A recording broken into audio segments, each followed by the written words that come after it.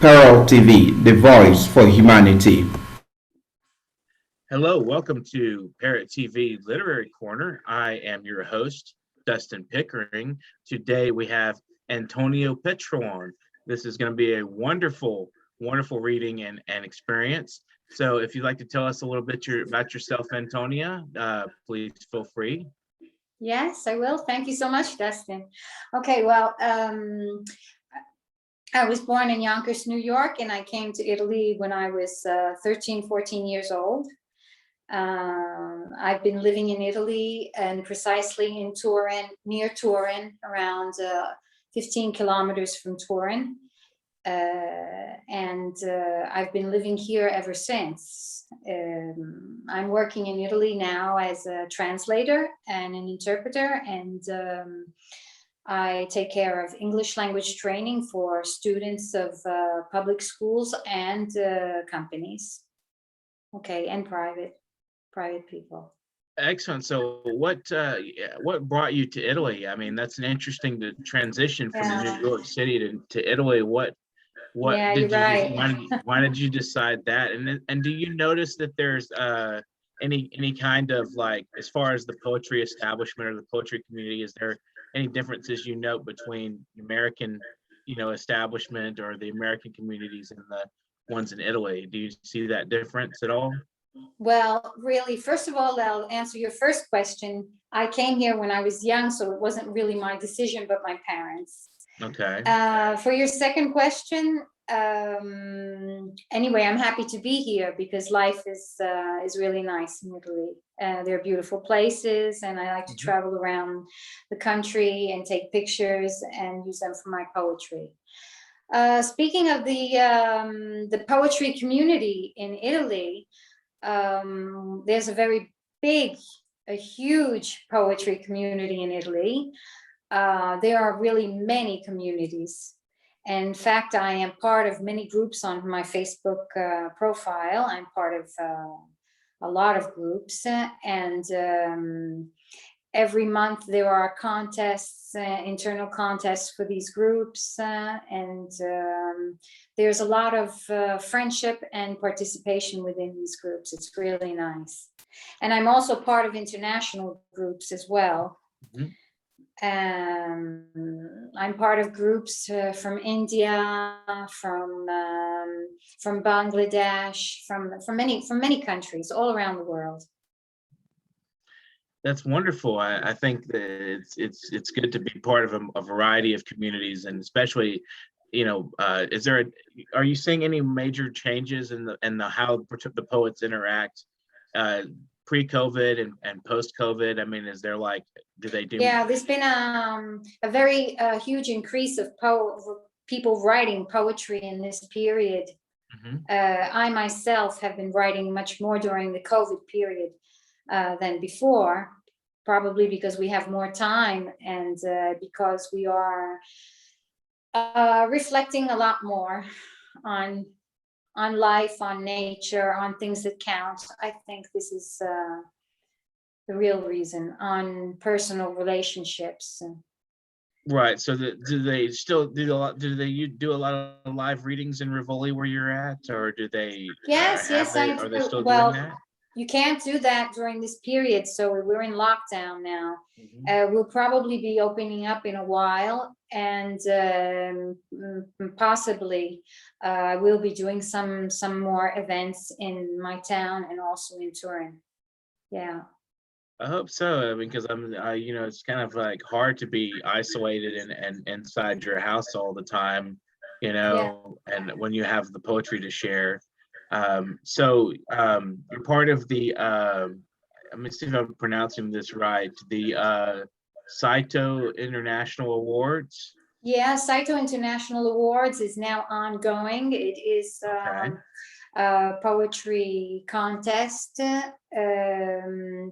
Now I am a judge in this contest.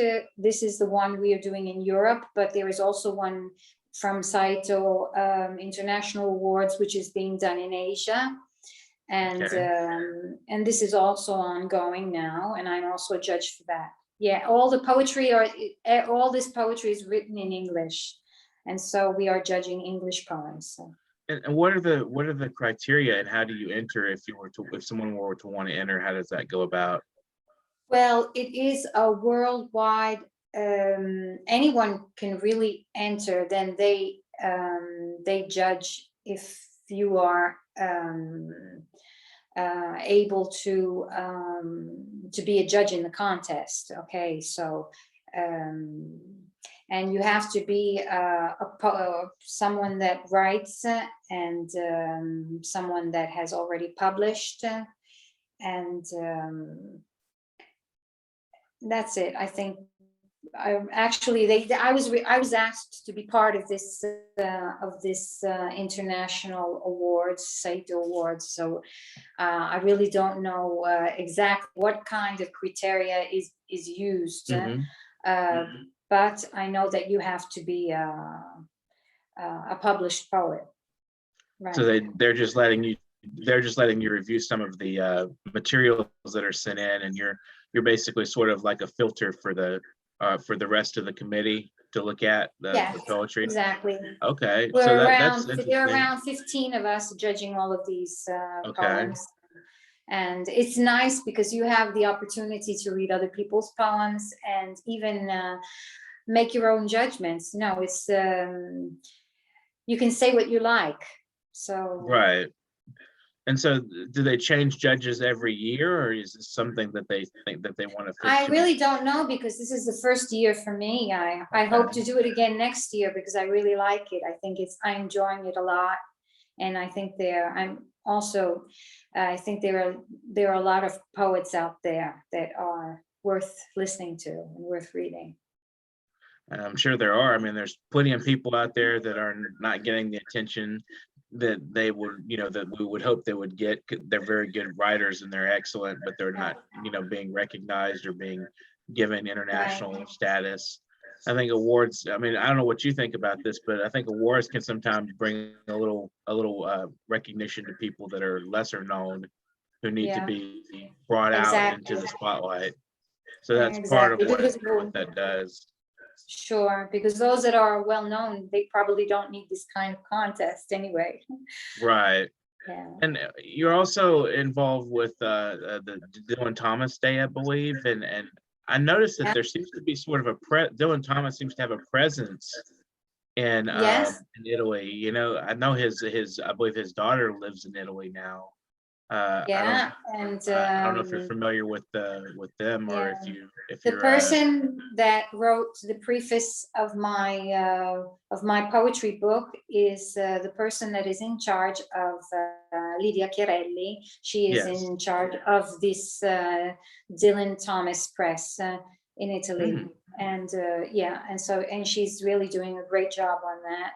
And I'm writing. She has also asked me to write some poems. This evening I will read a poem to you that I wrote for the Dylan Thomas Press. Yeah. Oh, excellent. Well, we'll look for his celebration. Yeah, we'll get to that, and hopefully that'll be in the next few minutes we'll let you read that. And I just while one of the other questions I had is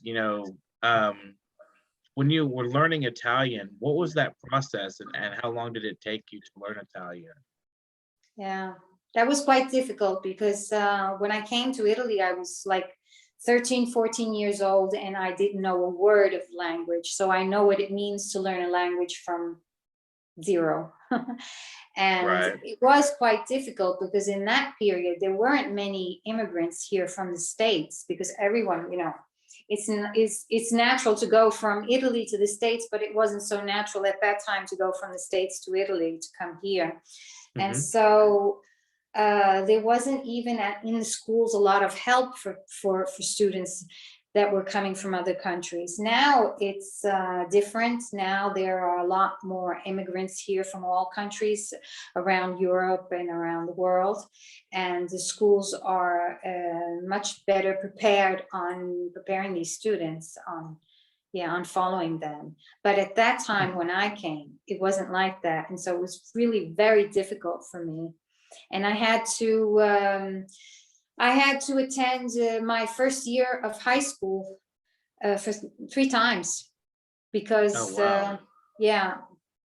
it was difficult for me. I think that schools were, at that time, weren't really prepared for welcoming students like me. And so anyway, I managed to finish high school, and then I went straight to work. Right. I went to work because knowing the English language, I had a lot of opportunities. And so, and I'm really happy I did that. I'm a bit sorry not having gone to university, but I had a lot of satisfaction in my working career, so it's okay just the same. Right. So it's a tedious process, I guess. You know, you learned it from experience and being around other Italians and listening to the language and interacting, and just kind of picked up a little bit here and there, and gradually, became accustomed to it. Very interesting. It took me 6 months to Wow, learn six to months. communicate, just to Wow. learn to say something. But it took me around 2 years really to learn the language. And that was being better. immersed in the culture as well. You're in Italy, and it took you 2 years to learn the language. Wow, that's impressive. That's a lot of time to spend. But what do you write about? What sort of themes do you explore in your writing that you find intriguing? I am a very nostalgic writer, not pessimistic, but nostalgic. I like to read Emily Dickinson poetry, and I like the Romantic era. So my poetry is more, let's say, based on nature, on love, on sometimes on sensuality, okay, and a bit of everything. I write a bit of everything. I like also emblem poetry, because my poetry is also has shapes of different things. Like I wrote a poem that has the shape of a champagne flute. Oh, wow, interesting. Or a shape of a tree. So I'm not able to draw or to draw anything at all. I'm not good at drawing, but I found a way to draw through poetry. Yeah. So you kind of combine, like making up for, maybe some deficiency in drawing. Rather you do what they call concrete poetry. Yeah. Very, very interesting. I've been familiar with it. I've done a little bit of that myself here and there. So also you're a fan of the Italian poet Leopardi, I believe. When did you become accustomed, or when did you become drawn to him? Well, what drew me to him was that when I came to Italy, I was very nostalgic for my country.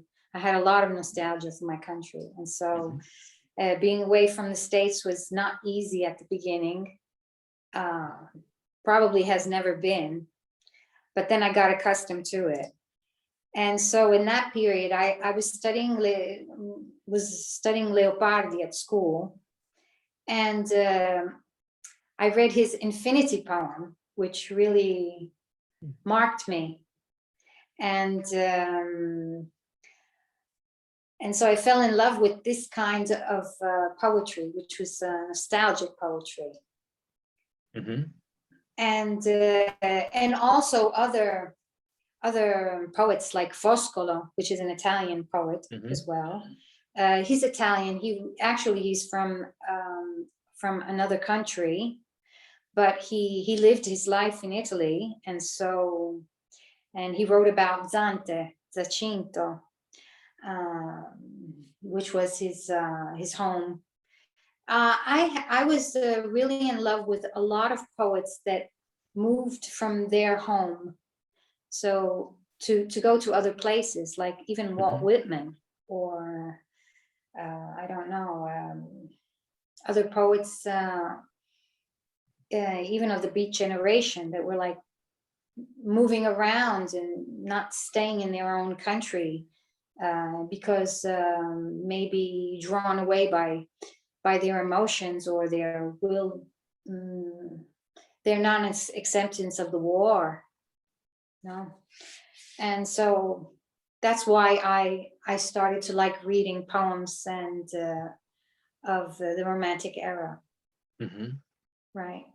So there's a lot of nostalgia, maybe from the displacement from the United States to Italy. Maybe you kind of cultivated a nostalgia through Yeah, through the nostalgia. poetry.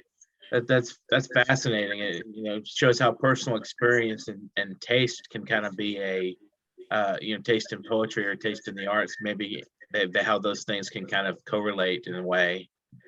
Right. So if you would like, you can share a poem with us now, and we'll Sure. gladly listen. It'll be a wonderful experience, I'm sure. Okay. Well, I'd like to read to you Yellow Rose, which is a poem that I wrote for the Dylan Thomas celebration. Okay. It's called Yellow Rose. It says, shall I admire you from afar? Shall I not bleed from your thorns, nor be caressed by your soft petals, only to capture your beauty while you grow, tall and slender in the mists of nature? Shall I not touch you, to not suffer the pain of watching you wither and fall? Yes, I shall yet let you be, so you can cast your bright and true colors upon me, a delight for the eyes to see. My poems are not very long, they're quite short. All right. Sometimes short can be sweet. Yeah. And I love that, and I love the way you incorporate sensation into it, and you personify this rose, or the yellow rose, and I think that's a good technique. And you're looking at it and you're treating it as an object of perception, but it also has its own characteristics. Yeah. So it was very interesting. What inspired that? Was it actual seeing a yellow rose, or was it Yes. imagination? No, I was walking. I like to go walking. We have the woods here near my home. And so I go and I walk around a lot when it's possible. And I saw this yellow rose in this garden, and it was like leaning out of the fence. And I just decided not to touch it, but I looked at it and I admired it, and I wrote this poem about it. And then I took a picture of it, and it is inside my my poetry book. It will be inside my poetry book, because I am preparing for my English version. I've already published the Italian one. Wow. Well, Yeah. we'll look forward to that, and our viewers, I'm sure, intrigued by the poem and what you say in there. It's very interesting. And if would you like to read another poem? Sure. This one is called, just to stay on the nature side, Beauty in the Wild. Breathe pure nature in the wild. Touch the warmth of the earth. Listen carefully to the birds chanting. Taste the sweetness once ripe. Draw a picture in your mind. Set your colors free. Let go. Dream till you see it all flourish. Bloom and let the beauty out. Beauty lies within the fertile grounds of the wild. Its natural pond preserves sweet little creatures. So silently they all live, as we quietly keep an eagle eye on the surface, only to behold such beauty cannily to ourselves. This is Beauty in the Wild, and this was inspired by a little lake that there is here in Rivoli, which is my hometown, in the woods. And it's a very natural place where there are even branches falling into this pond. It's a pond, actually. There are branches falling into the pond. Everything is left as nature wants. Nobody touches it. And so Is that part of the city consciousness, or is that like an Italian thing to leave nature kind of as its own? I think it is, because I once went there and I said, why aren't they like cleaning up the ponds or doing anything? And then a person that maybe I think knew more about this topic than me said to me, no, because nature has to be left to decay, even the leaves and things like that, naturally, without touching it. And it is actually, I can't show you a picture of it now because you won't be able to see it from my phone, but it will be in my poetry book. And it is really a beautiful picture. It'd be something for people to be intrigued by. If they were listening into the program, they could check out your work and then also be introduced to this fabulous photo. And I think that it's interesting that they have a very different appreciation of nature and what it means, what nature means, as compared to Americans who are very, I guess you could say, industrious and pragmatic, and they think more in terms of what can I do with this rather than letting the beauty rest, and just letting it be. And I've always been drawn to that as well, as far as, like the transcendentalist ethos that you talk about, like you see in Whitman and Emerson and all that. They're more nature oriented and kind of protesting the destruction of nature that America represents, So do you find that is there any like American influence in Italy? Like, is there any kind of I don't want to say infringement on the culture, but it's sort of like bringing into America the values or the industries of the United States? Does that have any impact on Italy at all? Well, yes, it does. I think it has an impact on the whole world. But in Italy, it does, because there are a lot of American companies that invest in Italy as well. And so let's say that there is even a lot of communication done in English here for business and for advertising. There's a lot of advertising. And then there's a lot of use of American terminologies and a lot of words that are instead of saying them in Italian, many people say them in English, but it's like an etiquette. So but it's nice. It's nice. It's nice to hear. Italians, compared to the rest of the world, are probably really not so good at English as they are in other countries in Europe. But I think that the level of learning English is little by little moving up the scale. So it's probably going up. Yeah. So you translate, and I'm wondering, is you say that Italians are not as proficient, or maybe not even as interested in English as, say, maybe we talked to a Greek poet at the beginning of this series about how they felt the language was kind of sacred to them. Is that sort of the Italian thing? Do you feel that maybe that's one reason they're not as interested in learning English, or as proficient as the rest of Europe? Maybe Europe has no, I don't think that's the reason. I don't think like we're the French here. French people prefer to speak their own language, and above all their own language. In Italy, I think that the question is different. I think that it's because English is an Anglo-Saxon language.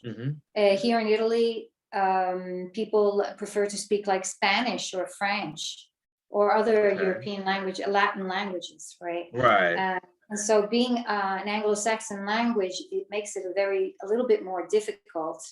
They consider the language a bit more hard to. Oh, okay. Yeah, that's understandable. It's more of a challenge to understand. Do you find when you're translating that it's difficult to translate? Like maybe certain phrases don't quite fit, the frame of Italian when you translate to English, or vice versa? Well, I translate more from Italian to English than from English to Italian. But sometimes I do translate into Italian, not so often. It's not so easy. You have to even change the words, and you have to sometimes change the even the concept. It depends, because it's not the same thing. In Italy, with the Italian language, when you speak, you pronounce as you speak. Mhm. And it's a bit more musical too. Right. Right. In English, to make things sound musical, you have to change the words sometimes. Do you ever get, like, when you're translating, get a totally different poem out of what from where you're translating into Yeah. English? That's interesting. You know, it's like you have a totally different poem from the same Yeah, it basics. can happen. It can happen. Hmm. Say Do you if have you any- if you want to translate it with the same meaning, I did translate some of my poems with the same meaning. Sometimes it works out, and sometimes you have to change it. Mhm. Maybe would you like to read a poem in Italian for us? Why not? Sure, that'd be wonderful. I will read. Let me see.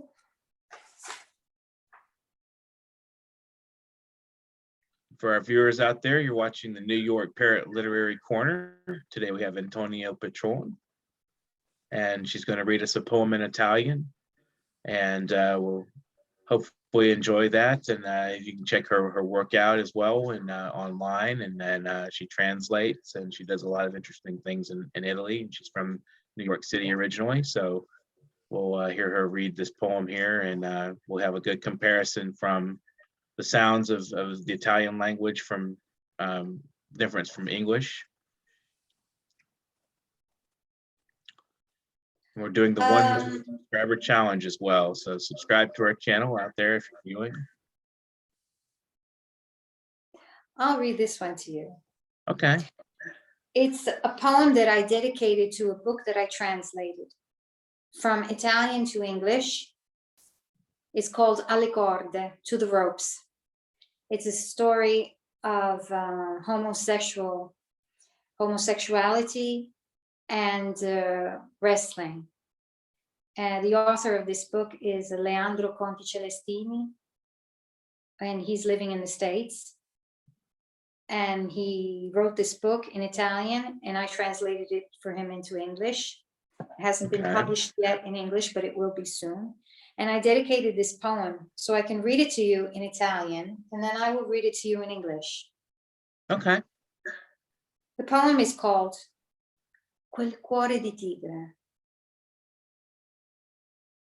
Solo dopo averlo letto puoi toccare la sua profonda natura, colmo di arte, poesia e piaceri. Accarezzi ogni piega del suo corpo, assaporando la sua forza, provando il suo dolore, la sua voglia di conquista, fino alla fine, godendo ogni attimo con lui. La tua mente viene rapita da sensazioni, il tuo corpo catturato dalle sue dolcezza e la sua brama per amore e gioia. Lui svela ogni tuo desiderio nascosto, permettendo alla tua mente di vagare e di ritrovarti lungo la via di ritorno. This is in Italian. I hope you enjoyed that. Absolutely. And there's almost sensual kind of feel to the language, and it's very expressive as you read it. Beautiful. Thank you. And it's called That Tiger Heart. I like that. Only after reading him can you touch his inner soul, filled with art, poetry, and pleasures. You caress every fold of his body, tasting his strength, his pain, his will to conquer. Till the end, savoring it all with him. Your mind is raped by sensations. Your body is captured in his sweetness and his lust for love and joy. He unfolds your every hidden desire, allowing your mind to go astray, thus finding yourself along your way back home. That's Quel cuore di tigre. Wow, there's some fascinating sentiments, I guess you could say, in there. Was that yours or was that his poem? No, it's my poem. Okay, I was just It's checking. my poem dedicated to the Did it- book. Dedicated to the book. Is it going to be Yeah. in the book, or is it It you know, is. It is in the wow, book. Yeah. excellent. So you keep a lookout for that as well. And what was the title of Yeah. the book again? This is the book. I don't know if you can see it. Yes. It's called Le Poesie di Antonia. This is my Italian book. Uh-huh.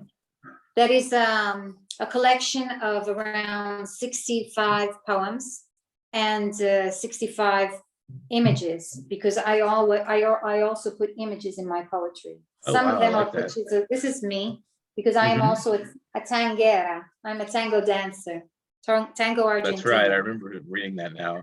Right. And so there are books of nature, there are photos of nature. Wow.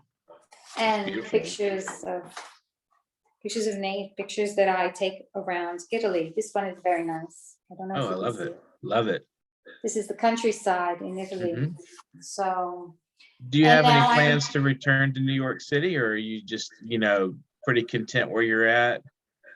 no, I come back every 6 or 7 years. Okay. Yeah, because I even sometimes take groups to New York City to visit. Oh, wow. Yeah. That's interesting. And so where did you get interested in tango? When did that come into your life?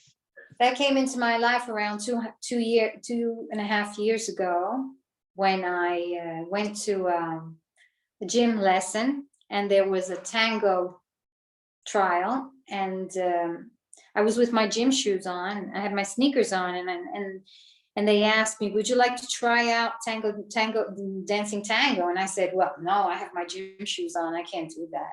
He says, "No, you can dance with your shoes, with your sneakers on." I said, "Okay, then I'll try."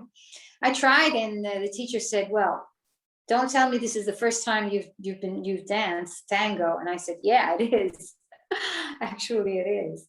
And so he said to me, "Well, it's probably something that you like." And so I went for lessons, and I went for group lessons, and then I went to dance in these milongas, and for 2 years till COVID arrived, because now naturally we can't anymore. Yeah. But as soon as we are able to, I will surely be going back to dancing. Yeah. Well, look forward to that. So some people see that as, dancing as a form of meditation. What does tango mean to you? Tango to me means intimacy. Mhm. It means art. It's a form of art. Mhm. And sensuality, expression. You can express yourself in a very natural way. Interesting. So we have remaining about 4 minutes left. If you would like to say anything to you world poets out there, and before that, so how do you consider it a form of art? In what way does it express? Forms of art for me are 3 things: are music, poetry, and tango. So the 3 things all together are living with me.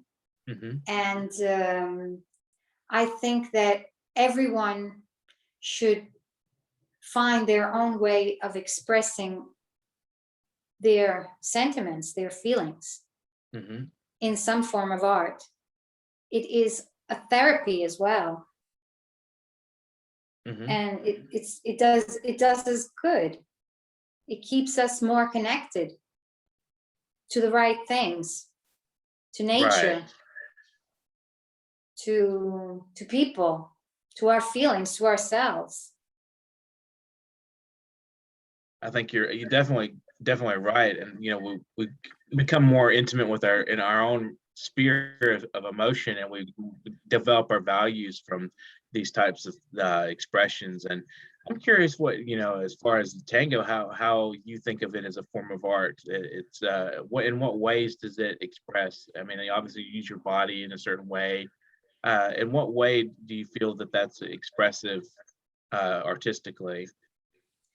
Well, because you are making movements that are like artistic movements. They're not like tango is a very particular dance. It's a very sensual dance. So you use a lot of sensuality, and you also have to feel the music.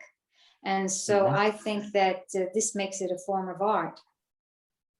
Oh, that's interesting. It's very expressive. It's like a kind of lyricism to it, I guess you could say. Yeah. And in fact, I wrote a lot of poems. I wrote many poems about tango. Oh, excellent. So we have a remaining 2 minutes or so. I just wanted to make you aware that if you want to read maybe one more poem, make it Let a me short see one. if I can find quickly, quickly find one about tango.